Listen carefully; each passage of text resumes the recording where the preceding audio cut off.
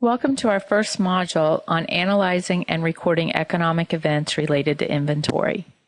The economic events that we'll be studying in this module all relate to acquisition of inventory from the supplier.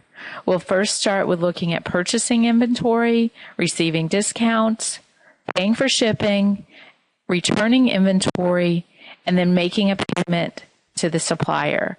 All of these things have to do with interactions between the economic entity and the supplier. We'll start with purchasing inventory from the supplier. We have an example where on June 3rd of year one, Acme Fireworks purchased 1,000 bundles of fireworks from It's a Blast, Inc. The list price for each bundle is $3.30. The shipping cost is $100. Acme received a 10% quantity discount, and the payment terms are 210 and 30. There are a lot of things going on with this transaction, but we're going to take it one step at a time. The first thing we want to do with any economic event is analyze the transaction. We know that inventory is coming into Acme Fireworks and that inventory is an asset because it provides future economic benefit. It's something that we own with the purpose of selling to our customers. So we're going to increase our inventory account by debiting inventory for some amount that we'll determine later. We're also promising to pay for this inventory later. We have an obligation to pay in the future, which means we have a liability that's increasing. So we're going to credit accounts payable. Now that we've determined the nature of the journal entry, debit inventory to record the inventory coming in, credit accounts payable to reflect that we have an obligation to pay in the future, we can now take a closer look at the amount this journal entry needs to be recorded for. Well, we know that we purchased 1,000 bundles and the list price for each bundle is $3.30. So our purchase price is $3,300 without taking other things into consideration. We have shipping charges of $100, so that brings our purchase price up to $3,400 because when we pay for shipping from the supplier, it becomes part of the cost of the inventory. We're also receiving a 10% quantity discount. That discount will reduce our purchase price, and that brings us down to $3,060. Our discount is $340. $340 subtracted from our purchase price of $3,400 gets us to an adjusted purchase price of $3,060. The last thing to take into consideration are the payment terms. The payment terms are 210 and 30. What this means is that we have a percent discount available for a certain number of days. The first number tells us our percent discount, in this case 2. The second number tells us the days of the discount is available, in this case 10. So we have a 2% discount available for 10 days. After the comma, it tells us the terms or the amount due after the discount ends and the due date. So in this case, the net amount is due in 30 days.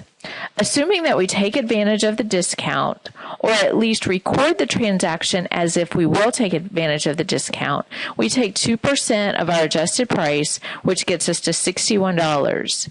So our net price after taking shipping and the discounts into consideration is $2,999.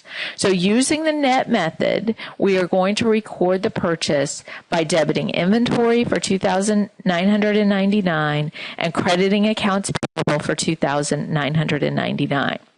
The only thing that would differ if we were not using the net method, the alternative to the net method is the gross method, which we'll discuss at the end of this module, would be that we would not take the discount into consideration. We would record the transaction before the early payment discount. Sometimes early payment discount is also called a cash discount. We would still take into consideration the quantity discount as well as the shipping charge. Again, the difference between gross and net is that net subtracts out the early payment or the cash discount before recording the inventory acquisition. The gross method does not take out the $61 or the early payment or cash discount before recording the transaction. The next thing we're going to do is return 20% of the fireworks to the supplier. That means inventory is going out of Acme. If inventory is going out, we need to reduce the asset, and we reduce the asset by crediting inventory. If we're reducing the inventory, our obligation to pay is also going down, so we have a liability that's decreasing. So we're going to debit accounts payable to reflect the decrease in the liability that results because we're returning inventory. So the journal entry is the opposite of what we did when we purchased inventory. Now that we understand the journal entry we need to make, let's look at how we determine the amount. The total cost for 1,000 bundles was $2,999. 20% of that inventory was returned, so we're returning $600 worth of inventory. We're rounding to the nearest dollar in this example. So accounts payable is debited for $600 and inventory is credited for $600. The next thing we'll look at are the inventory and account payable T accounts that represent our ledger. We see the 1,000 units that we purchased for $2,999, the 200 units that we returned for $600, which leaves us 800 units in inventory for $2,399. The accounts payable is a mirror image of inventory, and it also shows that we owe our supplier $2,399 for the inventory that we purchased, less the inventory that we returned. We'll also notice here that we have 800 units with a total cost of $23.99, which means each unit cost 2.998 cents. Now let's look what happens when we pay our supplier. We have our accounts payable account with a balance of $2,399, and if we pay our supplier within 10 days, we get to take advantage of the cash discount, and we only have to pay $23.99. So we lower accounts payable by debiting accounts payable $23.99, and we lower cash by crediting cash $23.99. But what if we don't pay within 10 days? What if we pay after 10 days? If we pay after 10 days, then we have to pay an extra $49, which represents the lost discount on this unpaid balance. That means that we have to credit cash for $24.48, but we can only debit accounts payable for $23.99 because that's the balance that's in accounts payable related to this transaction.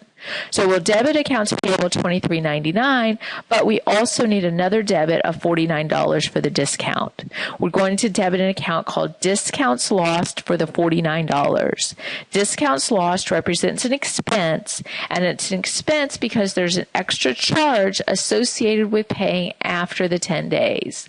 The Discounts Lost is very similar to an additional charge for the privilege of paying late. Then we credit our cash account $2,448, which represents the amount that we owe the supplier if we're paying after 10 days. The next thing we want to look at is what would happen if instead of using the net method, we use the gross method. So here, we're going to reconstruct our accounts payable using the gross method and not the net method. Instead of recording the purchase at net, we'll record the purchase at gross, which means before the discount was taken. So our purchase would be recorded at $3,060. Our return would be recorded at $612, which is before the discount. So our balance in accounts payable would be $2,448 if we use the gross method. So if we pay within 10 days, however, we still only pay the $23.99.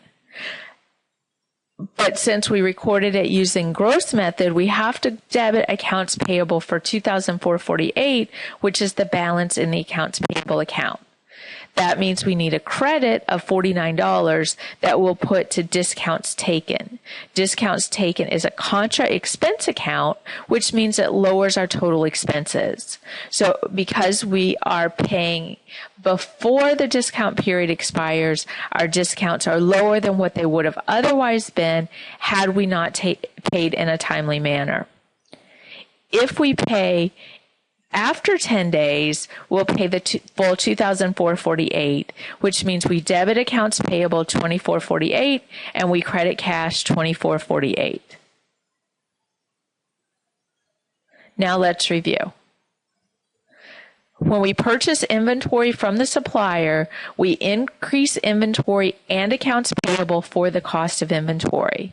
When we receive a discount from the supplier, the discount reduces the cost of inventory and it reduces accounts payable. When we pay for shipping from the supplier, the shipping charges increases the cost of inventory as well as accounts payable. When we return inventory to the supplier, both inventory and accounts payable are reduced for the purchase price of the inventory. When we make a payment to the supplier, we will record more expense if the net method is used and the discount is not taken, and we will record less expense if the gross method is used and the discount is taken.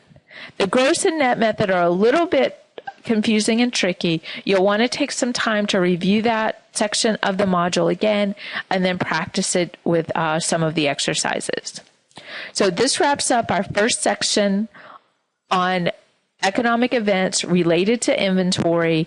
Our next module will look at economic events related to the sale of inventory.